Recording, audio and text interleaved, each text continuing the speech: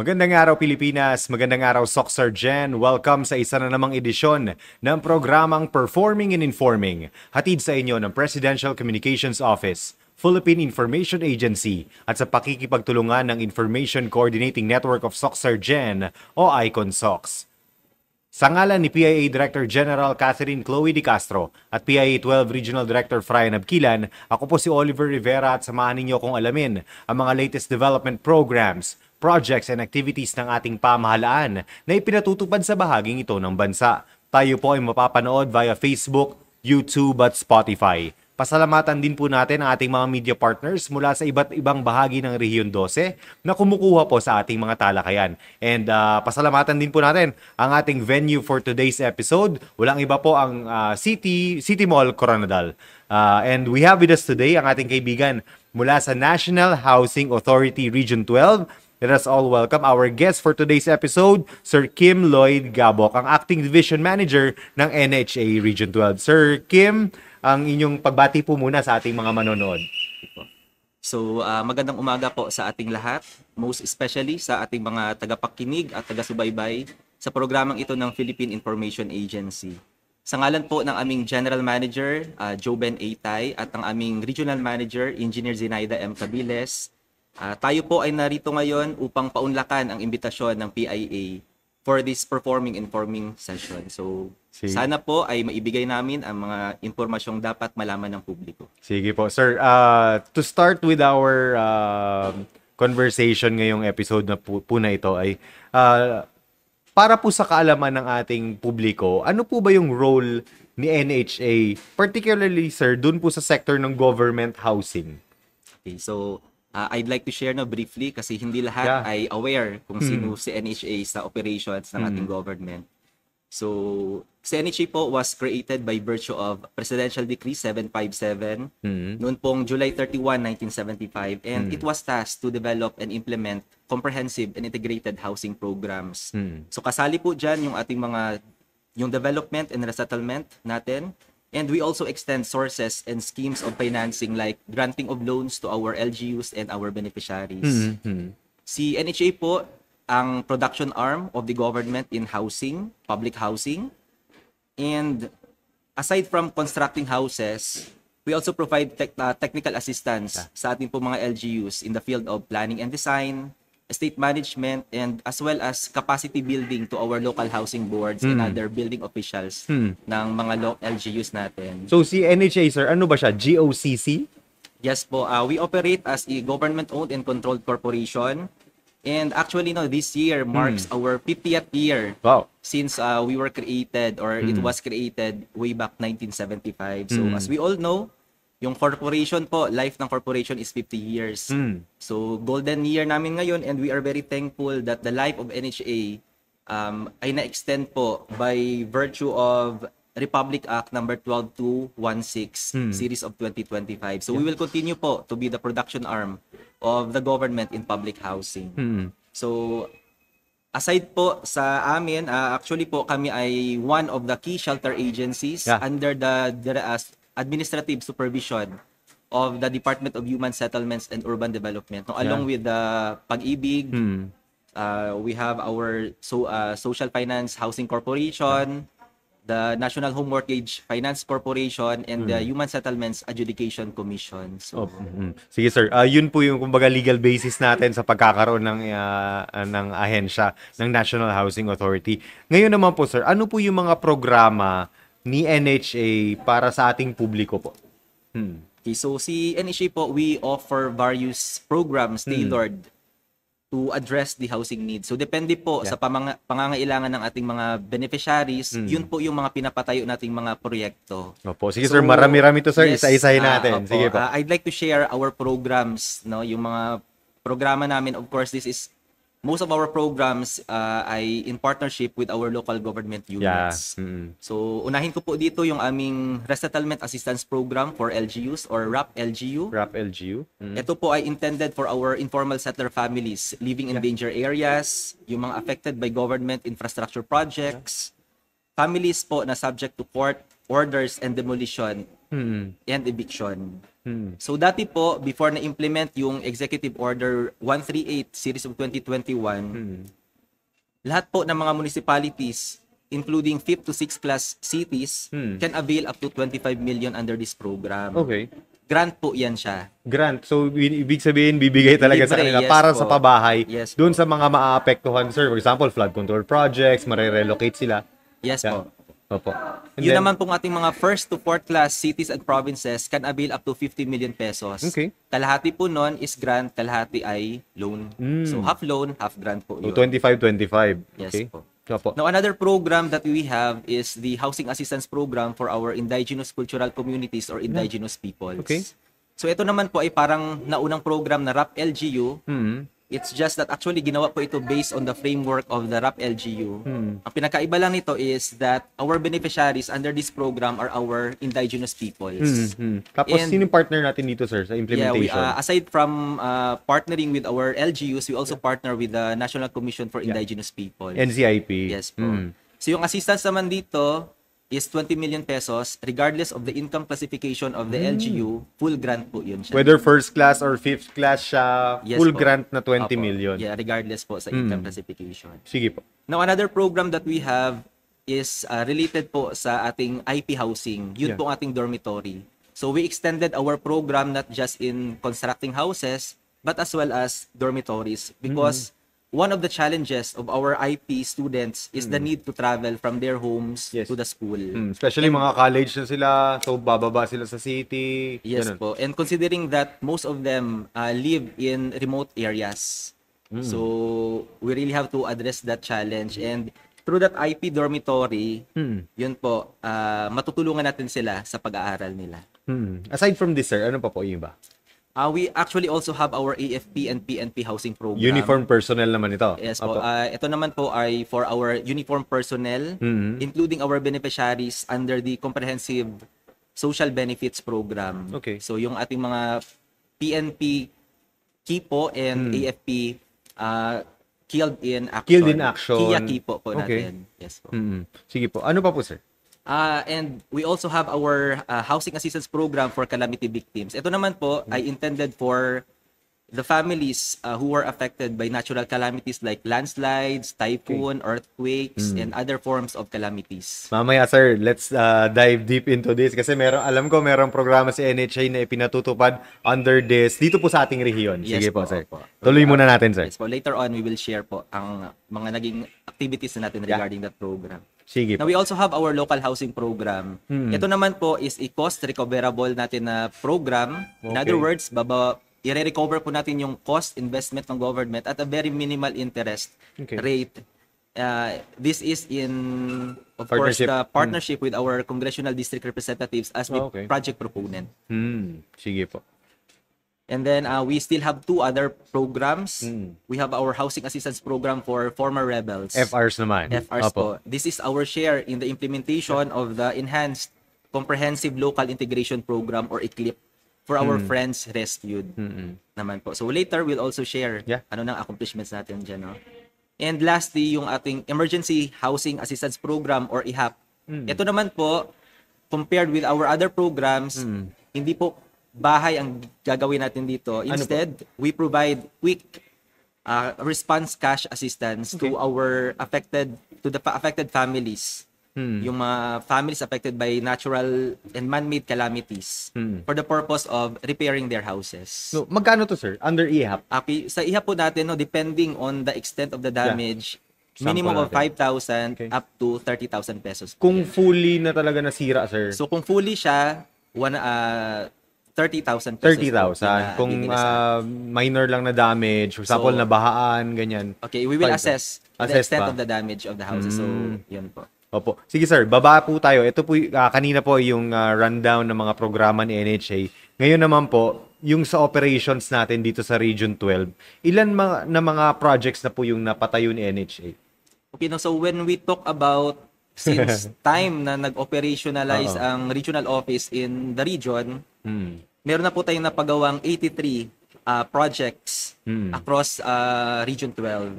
And that generated more than 16,000 units. So, if you would like me to Sige, share, sir. sir, per program, ano na ba yung nagawa natin, no? Sige So po. yung pinaka-ina-avail ng ating mga partner LGUs na RAP LGU, 35 projects na po yung nakompleto natin and 2 are currently ongoing.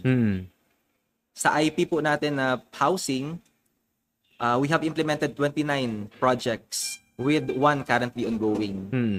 At yung IP dormitory kanina that I've mentioned, we were able to implement 1 IP dormitory doon po sa Makilala Institute of Science and Technology in Makilala, Cotabato. So that's 2 buildings, 2-story each, with a capacity of 96 beds. So napapakinabangan na natin mga Yes estudyante po. po ito ngayon. Yes Kailan ito na-open, sir?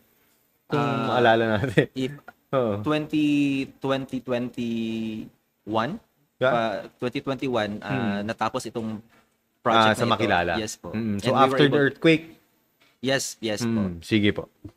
Yes naman, sir. Sa AFP and PNP housing naman, sir. Kasi ito yung mga usual na may mga nababalita sa national, na meron mga housing project si government for our uniformed personnel. Dito sa Region 12, meron ba tayo, sir? Yes po. For our AFP PNP housing project, we have 2 projects. Nasa Okay. General Santos City po yan lahat.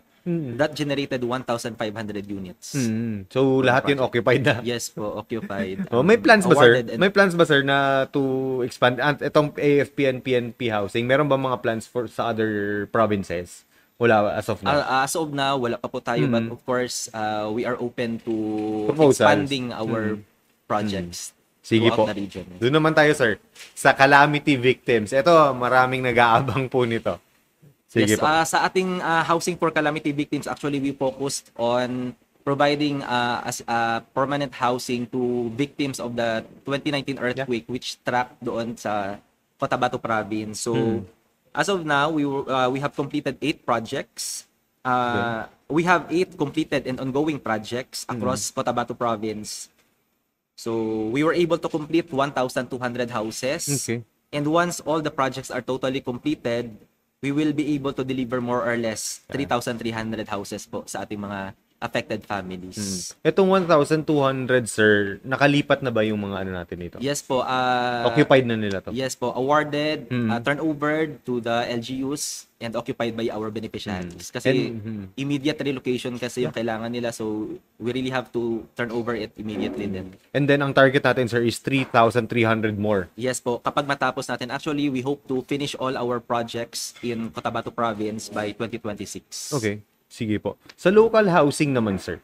So, ating local housing naman, under our local housing program, 14 projects na po yung na-implement natin with a total of more or less 2,300 housing units na na-generate. So, mga projects natin dito, hindi po ito bahay talaga, but we also provide lots Okay. under this program. Because one of the purposes of local housing program is pwede kasi siyang land acquisition. So, most of them availed of land acquisition. Saan ano, sir? Saan itong mga projects na to located? Actually, here in Coronadal, we have here sa Barangay San Isidro. That's Coronadal Sites and Services. We also have in Sarangani and across the region po, may mga Meron din marami siya. po. Sige po. Next natin, sir, yung sa FRs natin. Very important ito Yes kasi po. sa ating fight against insurgency. So, ilan yung na-provide natin na assistance dun sa FRs natin? So, for our housing for FRs, as of now, we were able to implement 12 projects, Okay. 12 housing units for our FRs. So, Sa ibang region, sir, merong FR village. Dito ba sa atin sa Region 12, meron? yes po, meron po tayong FR Village, nasa Senator Ninoy Aquino po yan siya. 10 housing units po yan siya. And yung other na units ay actually nandito po sa Coronadal City. Sige. Yung sa EHAP naman, sir, last, before we go to the next topics natin, sir. Sa EHAP po. Now, yung IHAP naman, that IHAP actually started in 2019. Okay. And since the launching of the program, the region has extended assistance to around 4,000 families. Ang naibigay na po nating assistance ay mga nasa 54 million pesos na po. So, malaki-laking Cash tulong na rin. assistance, yes. Cash assistance. Sir, this is in partnership with the LGU. Yung release natin Yes. dun sa LGU mismo. Yes po. Again, our programs and the implementation of our programs are always in partnership with the LGUs. Kasi sila nakaka-identify. Sila din yung magvi-vet kung totoo ba talagang biktima ito ng sample ng calamities and other. And of course, we have to validate that. So, sige po. Sir, dun tayo sa resettlement projects and housing assistance for calamity victims. Ituloy po natin yung discussion for this, sir. Okay. Ano yung mga ongoing projects pa natin? Okay, for that, bukod po doon sa mga nabanggit ko na completed at ongoing projects, we actually have, not just for calamity, sir, but for as well as for other resettlement projects po natin. Aside po doon sa completed at ongoing projects, we have 2 new work projects under different programs targeted to start by the 4th quarter of this year. Nasa process na po tayo ng preparation for the bidding of those projects. So one of the projects is yung ating housing assistance program for ISFs living along danger areas. Yun pong ating Coronadal Cityville Phase 2. Okay. Diyan po sa barangay New Pangasinan. Yes, New Pangasinan po dito sa Coronadal City. So karamihan nito, sir, yung mga beneficiaries nito yung mga na-relocate sa Block Creek. Yes po. Actually, this is an expansion of what we have already started for the Phase 1. Okay. So, just like what I've said earlier, since wala na po tayong funding doon sa ating RAP-LG because of the Mandanas Garcia na ruling. Yes, so, na-devolve na. Yes po, dahil na-devolve sa LGUs, we look for other alternative programs. So, ito po yung alternative program niya. So, this project will actually generate 144 housing units. And again, as an addition to the 170 units that we have already started. Yes po. Okay. Finish na ba doon, sir? Yung 170 natin? Yes po, it was already turned over na po sa LGU and occupied na po yung mga ibang units po. So may community na talaga doon. Yes po. Sige po, sir. Now, yung may isang project pa po kami that targeted to start this year. This year? Yes po. Ito naman po is for our calamity victims. So this is also an addition to what we have started po doon sa sa Kidapawan City. Kidapawan naman ito. Po. So it's the Kidapawan Resettlement Project. It will generate po 134 housing units. Sige po. Sir, kanina na-mention po ninyo yung ECLIP. Under EO70, ano po yung contribution ni NHA? Kasi usual tayo magkakasama sa mga caravans, serbisyo caravans doon sa mga GIDA. Yes. Ano po yung contribution ni NHA, particularly dito po sa programa pong ito? Sa talking about ECLIP, contribution natin sa ECLIP, under the basic services cluster, now some of our projects, particularly doon po sa ating housing for calamity victims, the projects were being constructed at LCAC covered barangays. Okay. So doon po natin yung iba doon ay LCAC covered barangays or LCAC target barangays. And even doon po sa aming ibang IP housing. Yeah. Kasi sila yung mga vulnerable for ganito eh. Yes po, and also yung sabi ko kanina that 12 units that we were able to construct for our friends rescued. Doon naman sa Senator Ninoy Aquino 10 and 2 in Coronadal City. Sir, may karagdagan pa ba ng mga request under this yung sa LCAC projects natin? Yes po, we actually have proposals, so we are just waiting for the funding for that. Actually, meron kaming ma-recall ko, we have 44 units, one project that will generate 44 units doon po sa Lake Cebu. Yun po yung endorsed by the Provincial Task Force of South Cotabato. Okay. Sir, alam natin sa pag-implement po, especially housing ito, maraming mga challenges kayo na i-encounter. Ano po yung mga strategies na ginagawa ni NHA para po ma-overcome itong mga challenges po na ito? Okay, so siguro i-discuss muna natin ano ba yung challenges that we've encountered, no? So siguro one of the biggest challenges that we've encountered in the implementation of our housing programs is yung decrease in the funding allocation of the national government for the implementation of our programs since EO 138 was issued in 2021. No, if we are still not aware, yun po yung because of the Supreme Court's Mandanas Garcia ruling or case. So the executive order devolves certain functions of the national government agencies to the local government units. Yes. However, so part po doon yung some of the programs of in the housing sector. But as we all know, not all LGUs have the capacity to undertake or implement housing programs. Hindi pa lahat capacitated, hindi pa lahat may housing board, and siguro pinaka-reason doon is the funding requirement. You know what? When we implement housing projects, it will really entail a big cost and talagang kailangan ng malakihang budget. Just simply imagine that one family or constructing a house for one family would require an LGU hundreds of thousands just to construct a simple house. So, hindi pa po natin na-account dyan yung land cost and the land development. So, land cost, land development, and the housing construction, masyadong malaking budget po on require just to provide one family with a house. And then, alam naman din natin sa LGU, yung manpower nila, hindi naman din ganun karami. And then sa NHA, yun, kumbaga yung expertise ng mga tao from the National Government Agency, hindi ganun kadali ipasa. Opo. Dun sa ating LGUs. Yes po. Actually, one of the programs na naapektuhan or na-devolve sa amin, na na-devolve to the LGUs, yung aming pong RAP LGU. Yun talaga affected, sir. Opo. So, yung RAP LGU kasi natin, as I've mentioned earlier, pwedeng half loan, half grant, or grant, depending on the income classification. Ngayon, since wala na siya, talagang marami kaming proposals, maraming nagre-request, maraming housing backlogs. So, of course, what we can do is to look for other alternative programs. Kaya po, meron kaming housing assistance program for ISFs living along danger areas outside of Metro Manila. Kasi meron po kaming program nito.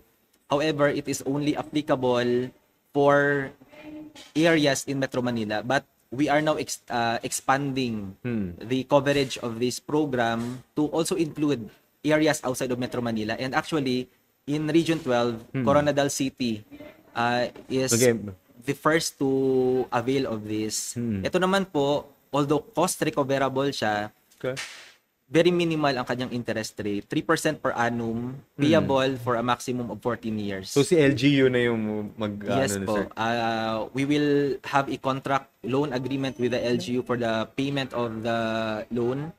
But although nasa 3% siya, but if we try to compare it with other financing, malaki talaga. Yes po. Mura po talaga yung 3%. Mura yung sa 3%. Ayan, opo. Sir, another challenge na nakikita talaga natin pagdating sa housing or resettlement is yung availability of land. Yes. 'Di ba? Paano natin na-address yun, sir? Actually, no, that is actually one of the biggest din siguro na challenge.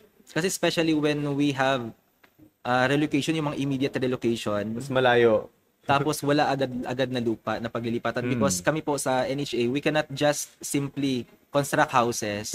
We also have to check the availability or the land offered by the LGU. Actually, sa aming po mga projects, since all of our projects is a joint undertaking with the LGU, yung share po ni LGU is yung lupa po. So they will offer the land and we will do our share for the land development or housing construction or a combination of both. So, hindi po lahat ng LGUs merong readily available na land in case of immediate relocation. That's why we always encourage our LGUs to really invest in land banking. Yeah. No, actually, we commend and appreciate the initiative po ng South Cotabato with Honorable Governor Tamayo. Kasi parang nag-alat ang provincial government ng funds for the acquisition of lands for all LGUs under South Cotabato. So it's actually one of, we'll say, magandang initiative kasi hindi natin alam maraming kumbaga forward looking na sila, na in the future mangangailangan talaga ng lupa itong mga ating mga LGUs, and then once meron na tayong pondo na makukuha from the national government, magpapatayo na tayo. Ready na siya. And then, isa rin kinu-consider, sir, is, aside from doon sa bahay, is yung livelihood opportunities para doon sa community na titira doon. Kasi kung malayo masyado, so, yung iba, after awarding after nila ma-award sa kanila yung unit, bumabalik pa rin doon sa mga cities. Ba, sir? Yes po. Kaya nga po, we also advise the LGUs that when they they are planning to acquire lands for relocation and resettlement, pwede po nila kaming i-invite so that masamahan po namin sila and ma-check natin yung suitability ng area before they acquire it. Kasi marami tayong considerations for that. So, we can send our technical team to join them in validating the areas before they acquire the lands. Sige sir, na-mention na po yung kanina marami kayong proposals. Ano yung mga future plans naman po ni NHA pagdating po dito sa ating rehiyon? Yes, no, actually, kahit sinong agency siguro na maraming proposals, no, and as much as we want all of those proposals to implement, talagang we are constrained by budget, by limitation in our budget. So, marami po kaming proposals even in our annual investment program. So, yun lang, subject to availability of funds as always. As always. Yes. But we are prioritizing the implementation of our project proposals for the earthquake-affected families in South Cotabato and Sarangani Province noong 2023 po na earthquake. So we actually have 5 proposals for the 4 LGUs, and that is in partnership with the Office of Civil Defense. OCD? Yes po, and that is proposed for funding through the NDRRMC. Okay. So hopefully, no, that will generate 527 units and we will be requiring 316 million pesos for that. 316 million? Yes po. Okay. So po, ano pa po? We also have our FRs. So I mentioned it also kanina, yung 44 na units in South Cotabato, in Lake Cebu, that was endorsed by the Provincial Task Force of South Cotabato. So we are just waiting for the funding of that. Marami na po kaming mga activities. And hopefully, no, next year, sana ma-implement, mapondohan yan siya at ma-implement. And for the rest of our projects, gaya na po ng sabi ko kanina, gusto po namin talagang i-implement yan lahat because we really want to address the increasing housing backlogs in the Philippines and of course dito sa atin sa region. So we will just do our best to look for alternative programs perhaps. Yeah. Opo. Sige sir, present ba si NHA sa lahat ng mga probinsya? And then for example, ako gusto kong mag-avail ni program ni NHA. Saan po ako lalapit? Ano yung process natin? Okay, actually no, si NHA we have 3 offices. We are operating in 3 offices. We have our regional office and 2 district offices. Yung regional office po natin, last year lumipat na po kami dyan sa regional center. So kapitbahay na po kami ng other regional offices dyan. Opo. Sa Carpenter Hill. And we also have 2 district offices. Yung isa nasa Kidapawan City.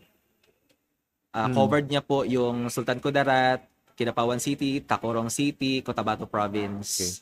Okay. And yung ating isang district office naman covers the areas of General Santos City, South Cotabato, Sarangani, Coronadal City. Coronadal City. So yung office nila is nandyan po sila ngayon sa office building namin in the regional office. Yes po. They just relocated noon pong January. So yung regional manager po namin si Engineer Zenaida Cabiles. Yung district manager po namin sa Kidapawan City si Engineer Joel Reentar. And yung sa General Santos City namin is si Engineer Fritzy Punsalan. So you can always look. And then sa Facebook, active naman si NHA, sir. Yes po, we have our official Facebook page naman din po. And Sige po, sir. Medyo naubusan na po tayo ng oras, sir. Marami na tayo na-discuss. Your final message po before we end the program. Okay po. So muli po, no, sa ngalan po ng aming General Manager, Joben Aytay, at sa aming Regional Manager, Engineer Zenaida Cabiles, una po sa lahat, we would like to take this opportunity to thank, of course, the Philippine Information Agency, especially Region 12, for inviting us in this performing and informing session. So magandang may ganitong uri ng programa para po yung publiko maging aware ano na ba ang nagawa at ano pa ba ang magagawa o plano ng ating gobyerno, particularly in the housing sector. So we would also like to take this opportunity para na rin po pasalamatan yung ating mga partners in the implementation of our housing programs, especially our local government units and other national government agencies na katuwang po natin sa implementasyon ng ating mga proyekto dito sa Region 12. Gaya nga po na nakasaad sa aming quality policy, NHA Quality Policy, we are committed to providing our beneficiaries with quality and affordable housing. Kaya asahan po ninyo na patuloy po naming mas pagbubutihin ang aming pagserbisyo sa sektor ng pabahay. Magandang umaga po at maraming salamat po. Thank you very much. Yan po ang ating guest, Acting Division Manager ng NHA Region 12, Sir Kim Lloyd Gabok. Sa ngalan ni PIA Director General Catherine Chloe Di Castro at PIA 12 Regional Director Fryan Abquilan, ako po si Oliver Rivera. Maraming salamat at isang magandang araw, Soc Sergeant.